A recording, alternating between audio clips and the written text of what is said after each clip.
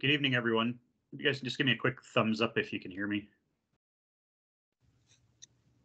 Yep, you bet. Perfect. All right, guys. My name is Jason Nesbitt. I'm the one of the deputy chiefs with the County of Grande Prairie Regional Fire Service. Thanks for joining me tonight. Just like to take the opportunity to give those interested an overview of our service and how our part-time program works and how the recruitment process works, an overview of our service to help potential applicants understand what they're getting into with their service. So I'm just going to click share my screen here, and then we'll click into a slideshow. I'll work my way through it, and then feel the end of the presentation.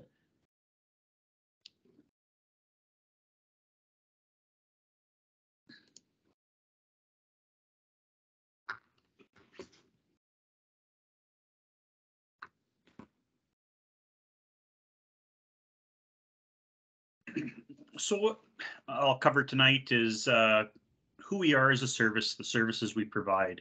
We'll have one of the members from our union available as well here shortly. He's just coming back from a call, so he's going to join us shortly here.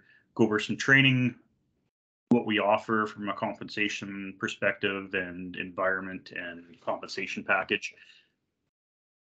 Sorry, just got to let some other people in here.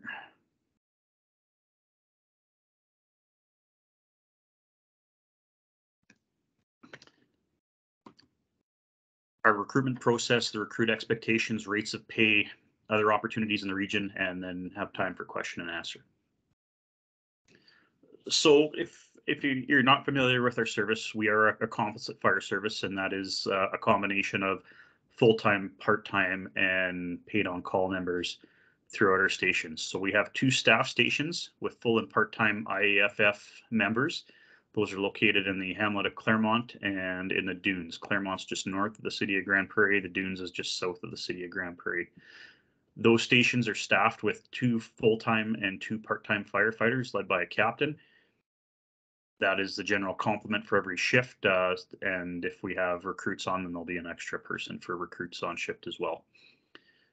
We have 4 paid response stations within our system as well. So within the hamlet of Teepee Creek, the hamlet of Bezanson, the hamlet of Hythe, and the hamlet of La Glace. On top of that, we have contracts with the town of Beaver Lodge, the town of Wembley, and the town of Sexsmith. So we directly oversee the 6 stations plus the 3 contracts, and we have an enhanced contract with the town of Sexsmith where we actually supply their basically our administrative services to them. So our administration team chiefs group is contracted to run their fire service as well.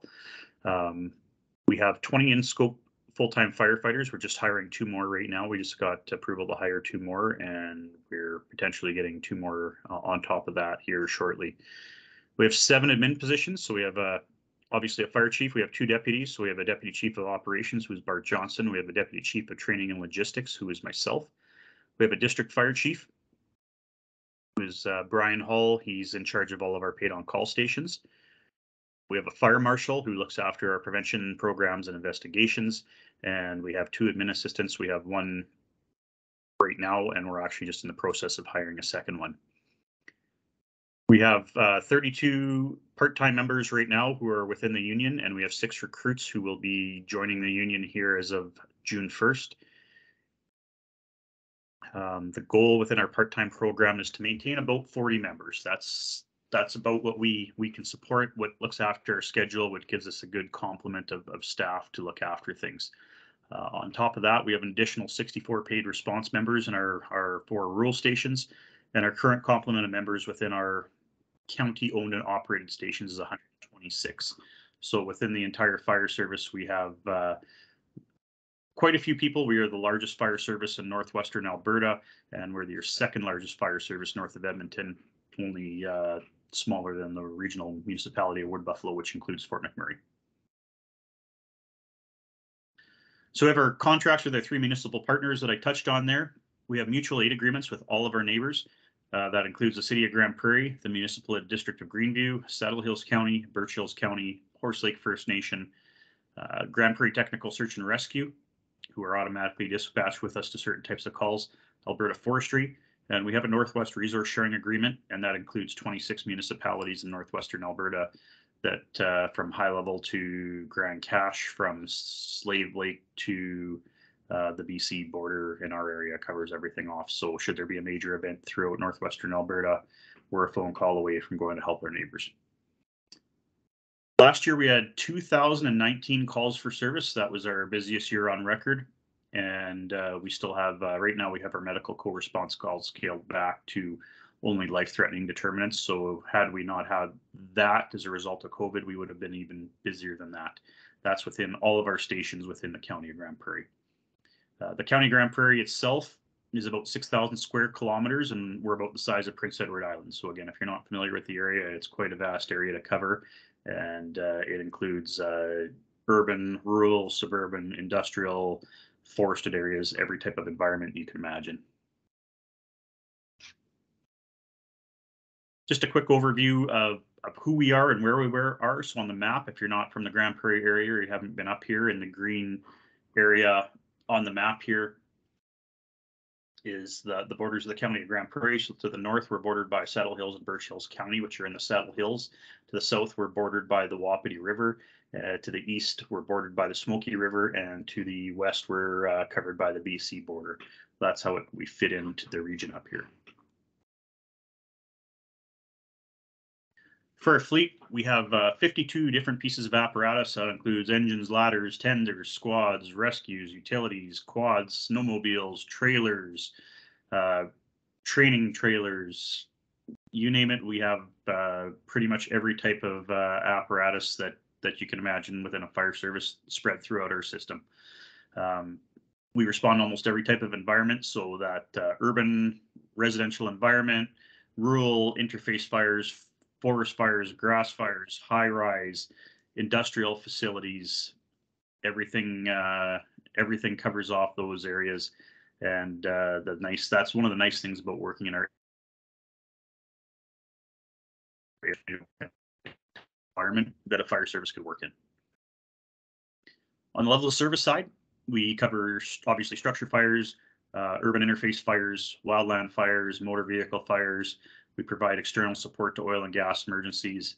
We respond to motor vehicle collisions, ice rescues, confined space rescues, rope slope operations, technician high angle rescues, farm rescue, and unique to our service, we also have a large animal rescue program based out of our La Glace station, which is getting utilized more and more often for horses and cows and that type of thing in dugouts and mud and through the ice and those types of environments. We operate our hazardous materials program as well. We have the operations or technician level, so almost all of our full-time staff are trained as hazardous materials technicians, and all of our part-time and full-time staff are also operations trained, and a large majority of our paid-on-call members are trained to the operations level as well. We have a hazardous materials trailer based out of our Claremont station, and we can respond to most types of hazardous materials calls. On the medical side, we are part of the Alberta Health Services Medical First Response Program. All of our full-time and part-time members have a minimum of 80 hours of medical training. So that is either advanced first aid, EMR, or higher, depending on where you've been trained or how you've been trained. So that's one sticky point that we're very firm on in our recruiting process. Obviously, medical calls is a large chunk of what we do, and we need to make sure all of our part-time members are well trained to respond to medical emergencies. So we want to make sure we have at least an 80-hour program with all of our applicants. We look after all of our fire investigations. So we're an accredited municipality through the Alberta Safety Codes Council, so we can be responsible for our own investigations. So our fire marshal does that, and quite a portion of our full-time staff are also trained fire investigators as well. And we will look after fire inspections only on a complaint or request basis. And this is just a quick overview of some of the calls types we respond to in our area, to give you an idea of what we look after and the types of facilities and environment that we're in. So on the left is a fire at McGovern's RV. On the right is a fire at Care and Transportation. Those are both over the last few years. So we can get some significant fires in our industrial areas that do do put a large use on our resources, but we have an excellent regional system. We respond together with all of our neighboring stations to look after calls and work as one team. Just an example of a vehicle fire, a motor vehicle extrication on Highway 2 with STAR's involvement as well. Wildland structural protection, so either in our own backyard where we need to do structural protection for wildland urban interspace fires. We have 2 of these structural protection trailers that can protect up to approximately 30 houses. And just a picture of our utility unit there that we use for towing trailers or towing equipment or going to deployments to other areas of the province should we need to provide assistance to our neighbors. Some of our rope rescue training with our high angle rescue train members out working in the river valley doing some slope rescue training. And another example is a river rescue we had with a patient that had a boat get swamped on the Bear River and was rescued out of the river and being taken out by our crews. Some shots of our guys working at hazardous materials incident. So there's a picture of our hazardous materials incident trailer there towed by our brush truck. And our technicians are working on that overturned tanker to drill the tank to hot tap it and take diesel fuel out so it can be pumped out and uprated and the leak stopped as well. Finally, just an example of teamwork. Firefighting is a team sport. These are members from our Claremont and Dune stations, part-time, full-time, performing extrication on Highway 43. You can't tell the difference. Our firefighters are firefighters. We don't draw a line between our part-time members and our full-time members. Everybody works together, and that's what it's all about. We're there for the customer, and we want to make sure they're looked after. So it doesn't matter what type of position you're in, whether you're part-time, paid on call, or full-time. We're all there working together as a team to serve our region.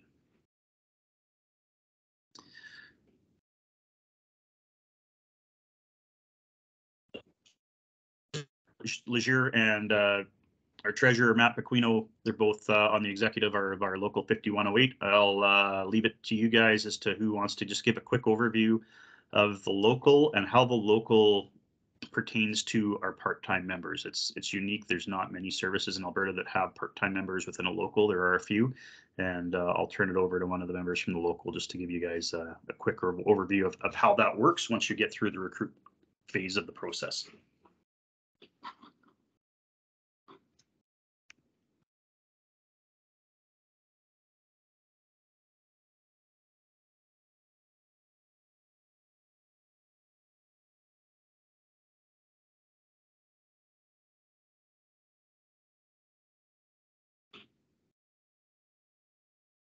Oh.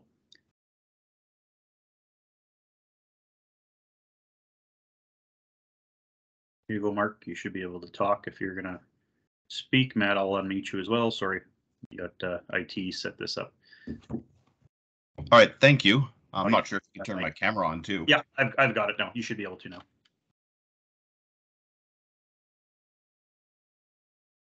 So welcome, those of you that are attending this information center. So my name is Mark Legier. I'm the association president. We've been a union since the end of 2016, started 2017. We're local 5108. We're affiliated with the Alberta Firefighters, actually the Alberta Professional Firefighters and Paramedics Association. We just changed our name through the province of Alberta. We are a composite model, and our union does cover both full-time and part-time employees. We're different in the fact that we don't refer to our extra or our non-full-time guys as POCs. That's the norm. We've negotiated it that in this last contract or our first contract or one of our contracts that the term that we use is part-time. So I'm a full-time firefighter with the county. I'm a captain, and I work side by side with part-time firefighters, and we all pay the same dues. They're all represented by me or other members in this association. So we're one union, even though we're two different types of workforce. We all kind of fall under that same collective. Every one of our part-timers and our full-timers fall under our bargaining unit. With that, we have roughly 52 members. That seems to be the norm of our numbers for the last few years. We sometimes fluctuate between 48 all the way up to 60, but 52 seems to be that kind of average that we sit at. We've successfully negotiated 2 contracts already. We're currently at the table working on our third, which means when you see our in-scope contract wages, what you'll notice is that they're set for at the end of last year. We're currently negotiating for this year, which means we haven't set the wage line for part-time or any of the other benefits that you might see into our major changes.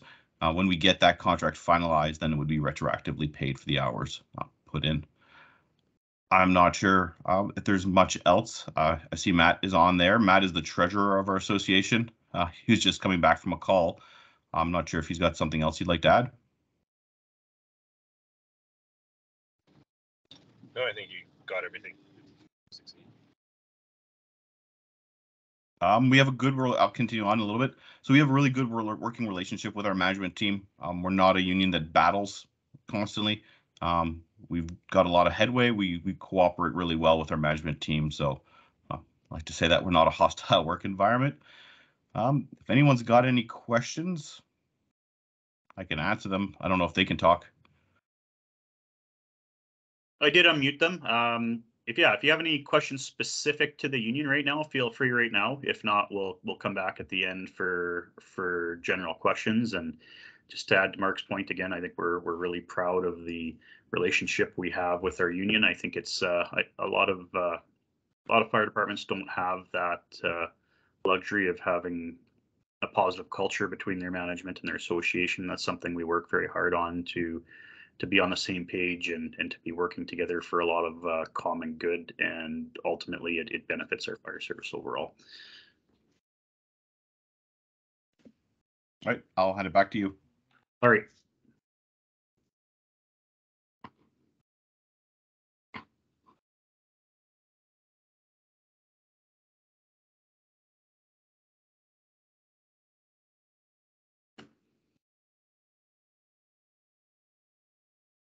Just going to click my screen back over to sharing here.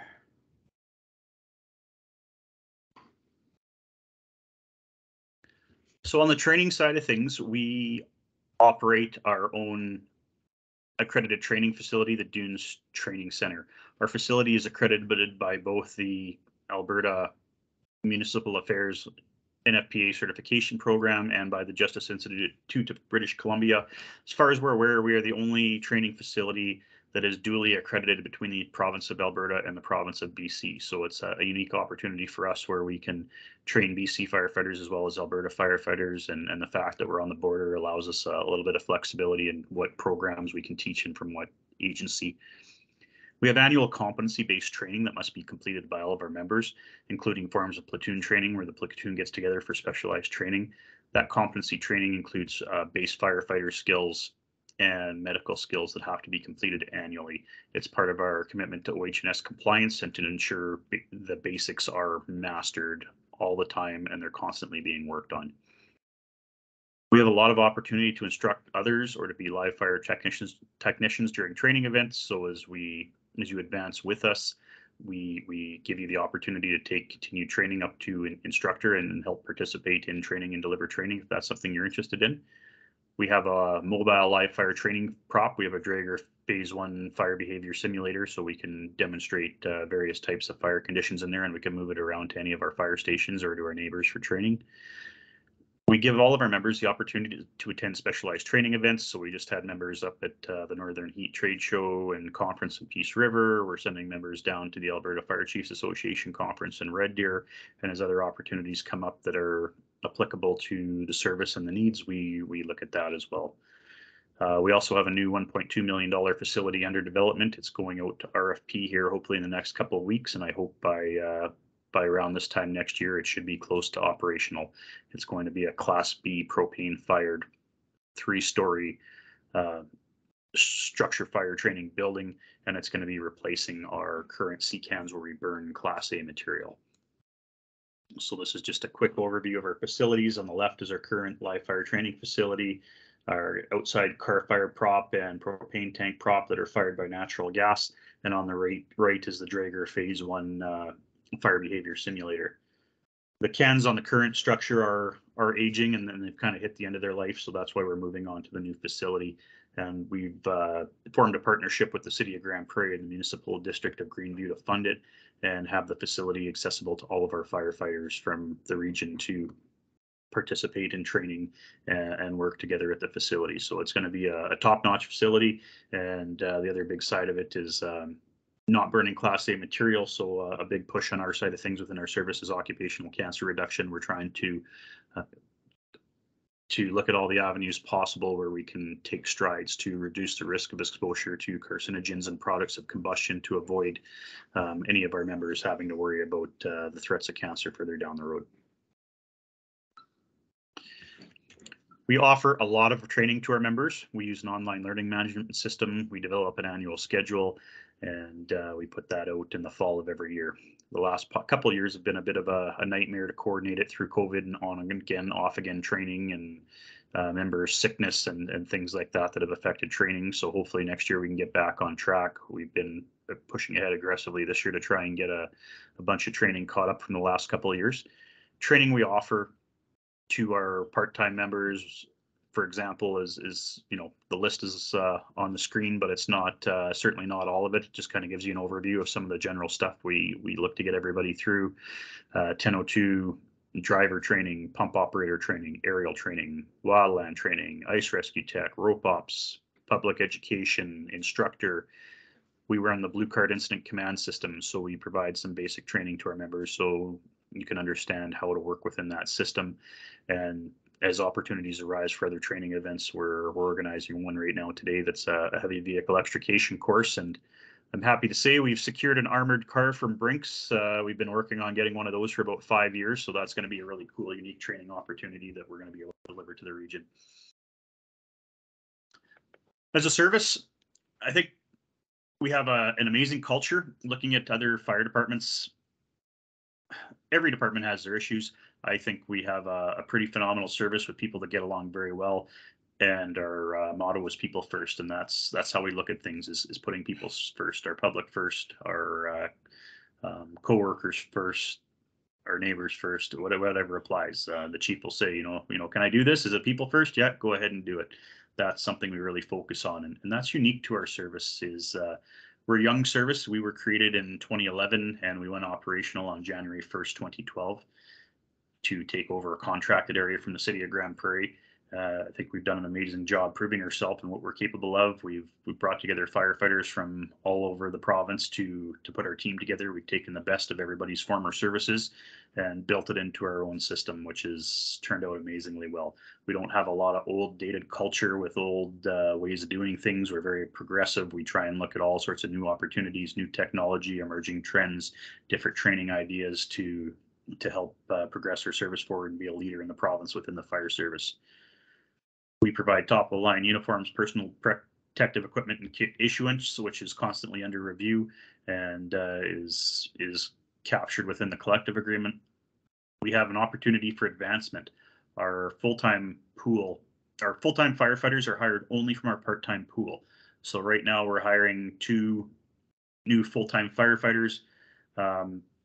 You have a very good shot out of that pool to be hired. If we're maxed out at 40 people and we have 2 people, you got a 1 in 20 shot of getting a full-time job if everybody applied, which everybody doesn't. So the opportunity here is amazing to get a full-time position if they come available. On average, we usually have about 1 a year. This year's a little bit different where we've got 2 for sure and potentially 2 more.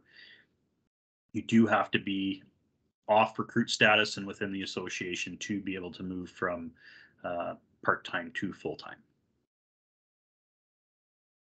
The other thing we offer is members looking to seek full-time employment with other fire services.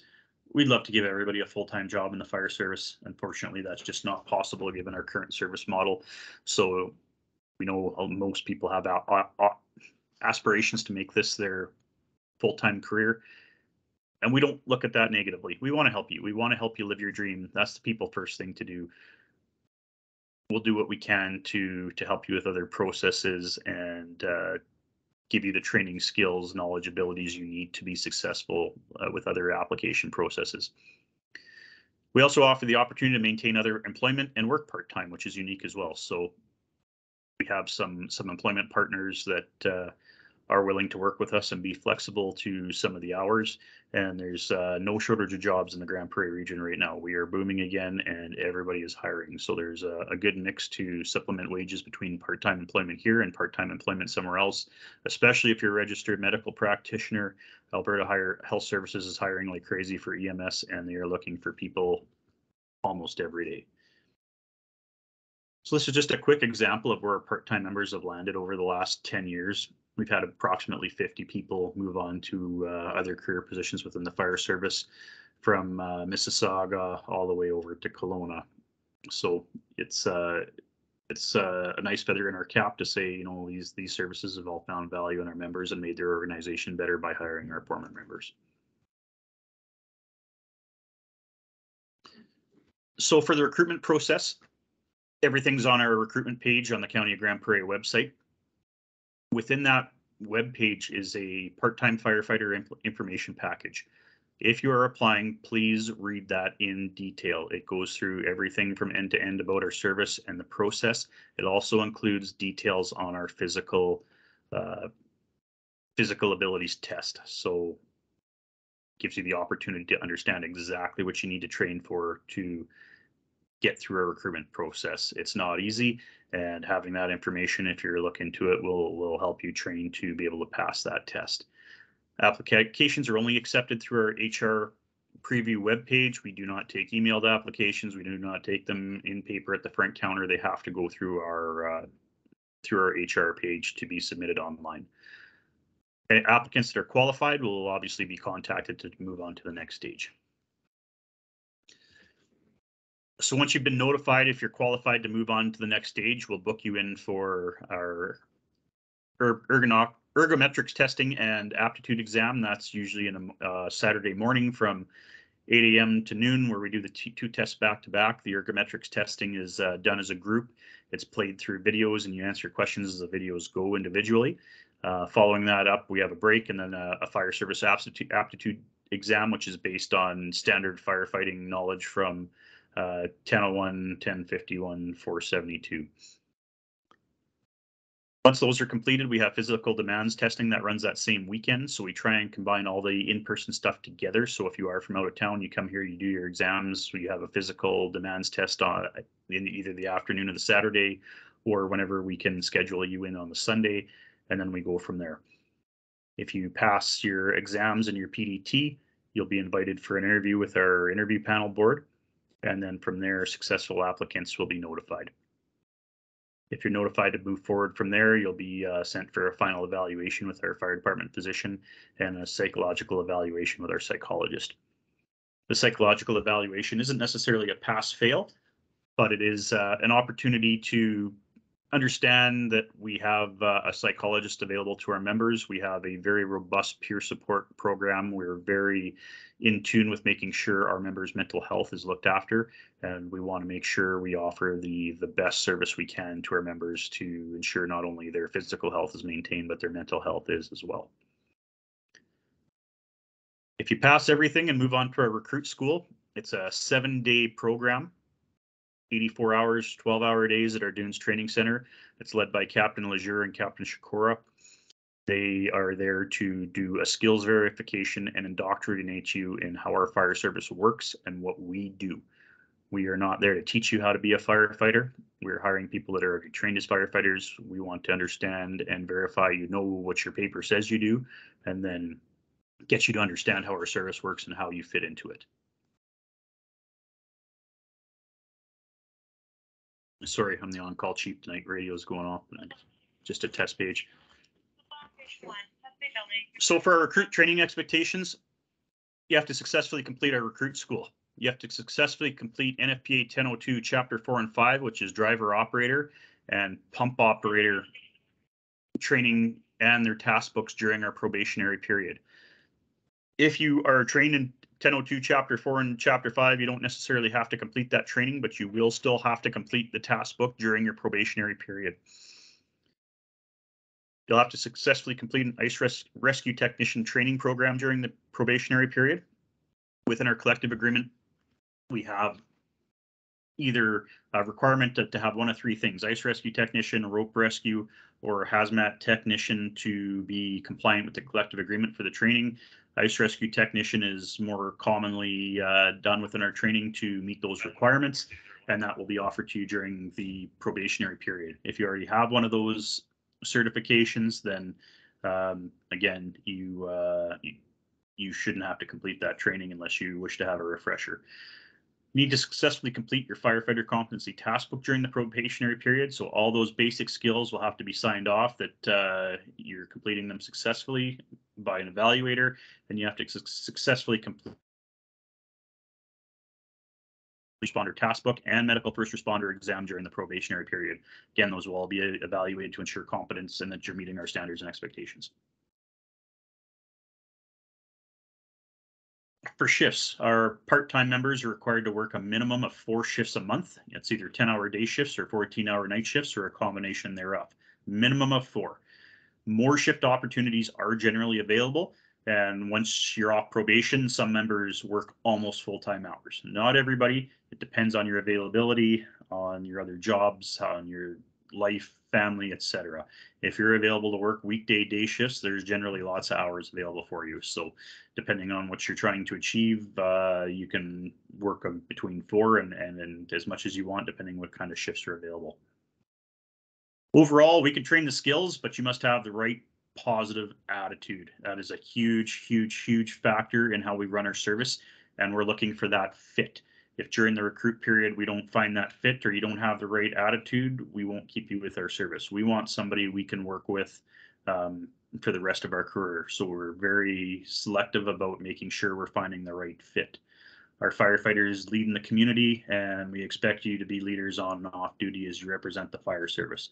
So, we don't want people going to bars and chirping and drinking or telling people you're a firefighter and causing problems. We want you to be just as professional off duty as you are on duty. Although Grande Prairie is a medium-sized city within the region, it's still a small town and people know who you are, and it doesn't take long to get a word back from somebody that sees you doing something and make its way back to us. So it's very important that all of our members meet those expectations. Overall, why don't you just be nice, train hard, always work on your training and developing your skills, and deliver exceptional service to our residents. That's what it's all about. That's what they deserve, and that's what's going to help you grow your career in the fire service. Rates of pay for our part-time members. So during your probationary period, which will last at least 6 months, is $24 an hour. During that probationary period, if you get all your training done, if you get all your task books done, you're deemed competent by our instructor cadre and your captain evaluations, then you will be permitted to move forward into our part-time firefighter role within the association. Once you're in the association, the current wage is $34.20 an hour plus 6% in lieu of benefits. So on a day shift with that, you'd make $36.25 an hour. On night shifts, you get an additional $1.25 for a shift differential, so that works out to $37.50 an hour. As President Lejeune indicated, they are currently negotiating another collective agreement, and I would probably bet that's going to change and increase to some degree once the new collective agreement is settled. Part-time firefighters can also earn overtime depending on how many hours you work in a week, or depending on shift extension or callbacks or extra shifts worked. And if you're on overtime, if it's less than if it's more than 24 hours notice and you're on overtime, it's a time and a half. Or if it's less than 24 hours notice, that's a double time. Or if it's past, if it's more than 2 hours after shift extension, it's a double time as well. We have other opportunities for experience within the region as well. So we have several paid on call stations within the region. District Chief Brian Hall oversees Sexsmith, LaGlace, TP Creek, Hythe, and Bezanson. We also have the town of Wembley and the town of Beaver Lodge fire departments. So if you're looking to get more fire experience and settle in one of these communities and become a paid on call member there, you have the opportunity to gain training and experience within those stations and then work part-time within the Claremont and Dune stations as well if you wish.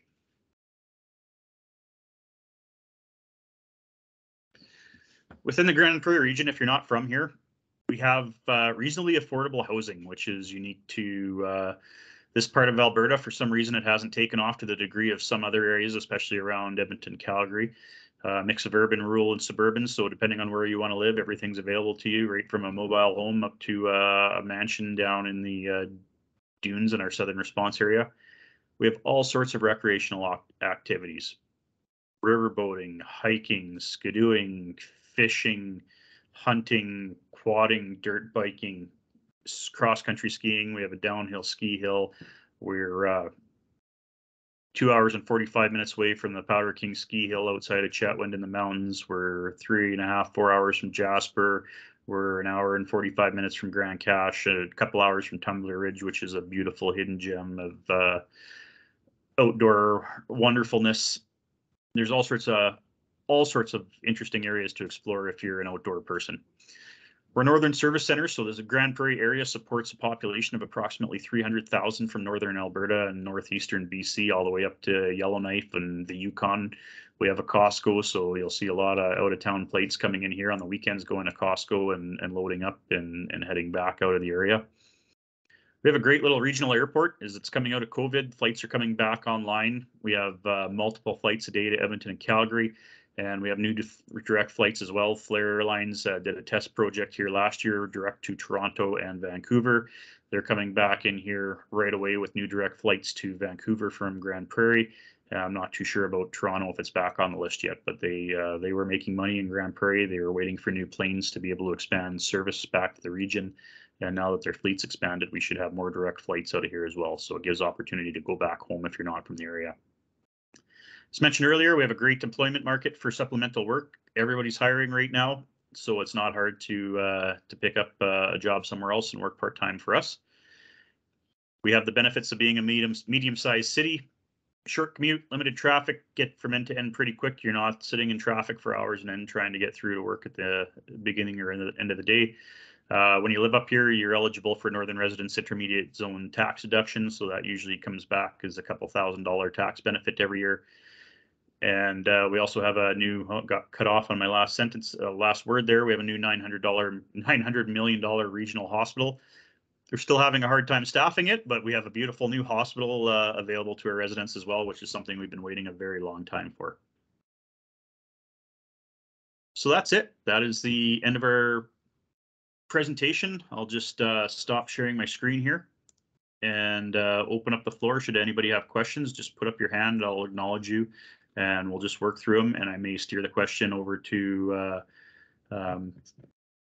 Firefighter Quino or Captain/President Legier, depending on the question you guys have.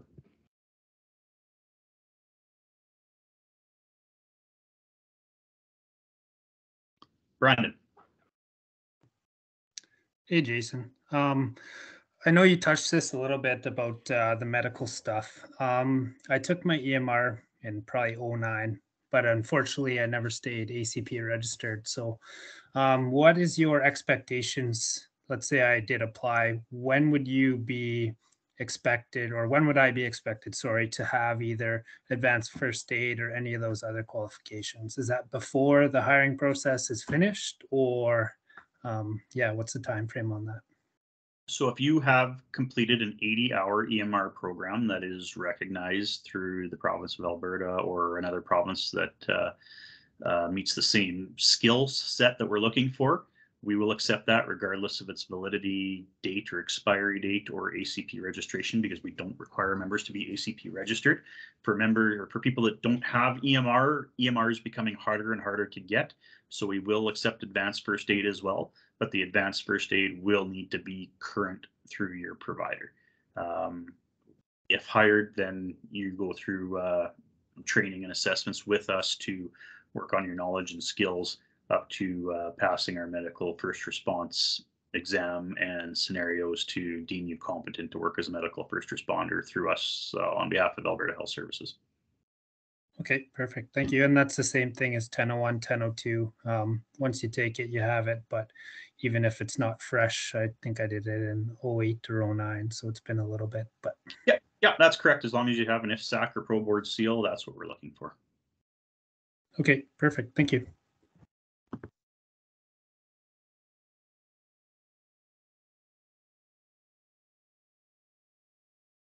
Any other questions?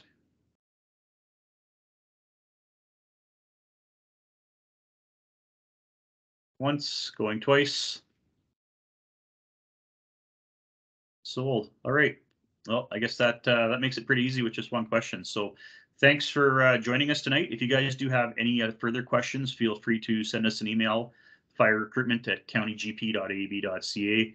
We're happy to answer your questions. Applications will be accepted until May 27th, and then we will be vetting resumes and going from there for notifications. Testing will take place probably towards the end of June, and we'll include interviews towards the last week of June, and our recruit class will be in September. We haven't picked the dates for September yet. We don't want to put anybody in class during the summer. Number one, it's hard to get instructors. Number two, people have holidays booked. And number three, it's not very nice here very often. So we want to take advantage of our couple months of summer and enjoy it and let people have their vacations and get back in the groove for the summer. So we do have some time for folks to get their ducks in a row to be up here should they move forward. So again, thanks everybody for attending tonight. Thank you, Matt and Mark, for joining us, and have a good night. Look forward to seeing everybody's application. Take care. Thanks. Take care.